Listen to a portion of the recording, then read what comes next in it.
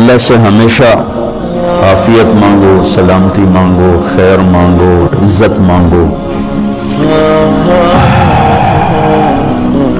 لیکن اس میں یہ بھی مانگو کہ یا اللہ جس طرح تو خوش ہے نا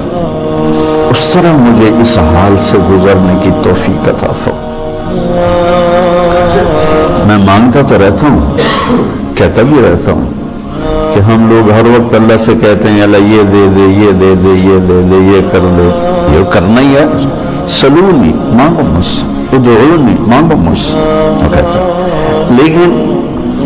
ایک بات یہ بھی اللہ سے مانگو کہ یا اللہ تو مجھ سے کیا چاہتی ہے، تو مجھ پہ کیسے خوش ہوگا مجھے بتا دو، میں وہ کرنے میں لگ جاؤں جس میں تو خوش ہوتا، لوگوں کی آہ واہ کی پرواہ نہ ہو۔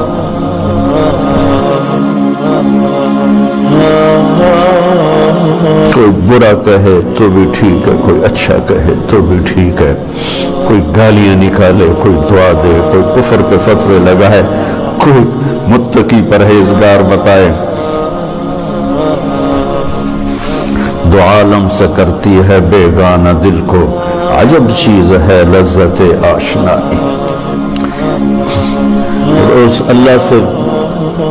میری یہ طلب بن جائے گی، اللہ تو کیا چاہتا ہے، تو بتا تو کیا چاہتا ہے،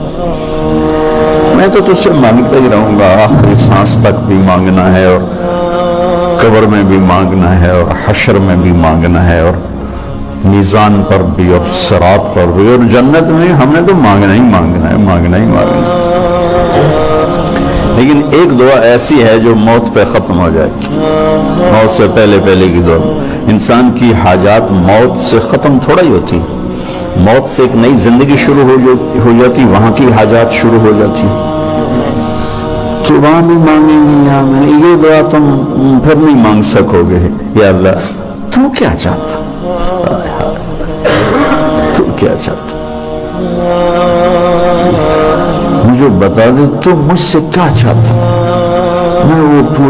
پورا کرنے میں لگ جاؤں۔ لیتک تحلو، اللہ ابو فراس کی بخشش فرمائے، اس نے تو سیف الدولہ کے بارے میں کہا تھا، میں اللہ پہ فٹ کرتا ہوں، لیتک تحلو والایام مریرۃ ولیتک ترضى والانام غضاب ولیت الذی بینی وبینک عامر